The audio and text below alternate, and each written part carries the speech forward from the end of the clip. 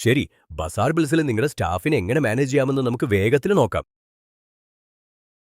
ആദ്യമേ ചെയ്യേണ്ടത് നിങ്ങൾ ചേർക്കാൻ ആഗ്രഹിക്കുന്ന സ്റ്റാഫ് അംഗത്തിന്റെ ഫോൺ നമ്പർ നൽകുക മാത്രമാണ്. ഇനി വളരെ പ്രധാനപ്പെട്ട ഒരു ടിപ്പാണ്, അവർക്ക് ഇതിനകം തന്നെ ഒരു സജീവമായ ബസാർ ബിൽസ് അക്കൗണ്ട് ഉണ്ടായിരിക്കണം. ഇത് വളരെ എളുപ്പമാണ്. അവരുടെ നമ്പർ നൽകുക, അവർക്കുള്ള അനുമതികൾ തിരഞ്ഞെടുക്കുക, പിന്നെ ക്ഷണം അയയ്ക്കുക.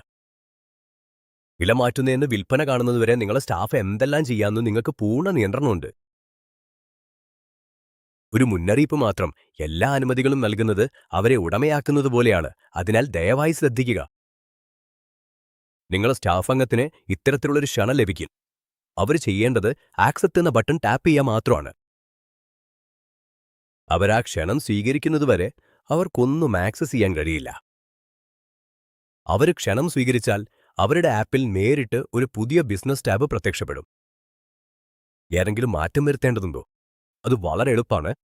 ഏത് സമയത്തും അവരുടെ പേര് ടാപ്പ് ചെയ്ത് അനുമതികൾ എഡിറ്റ് ചെയ്യാം. ആ മാറ്റങ്ങൾ അവർ ആപ്പ് റിഫ്രഷ് ചെയ്ത ഉടനെ പ്രാബല്യത്തിൽ വരും. ഒരു ടീം അംഗത്തെ നീക്കം ചെയ്യേണ്ടി വന്നാൽ ഈ റിമൂവ് സ്റ്റാഫ് ബട്ടണിൽ ഒറ്റ ടാപ്പ് മതി.